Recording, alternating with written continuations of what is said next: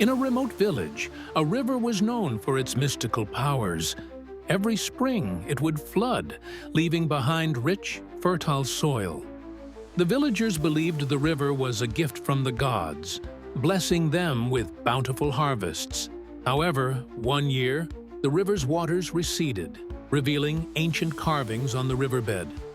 The carvings told of a forgotten civilization that once thrived there thanks to the river's magic. As the villagers deciphered the symbols, they realized the river's true power. It was a portal to another world. Like, comment, and subscribe for more stories like this.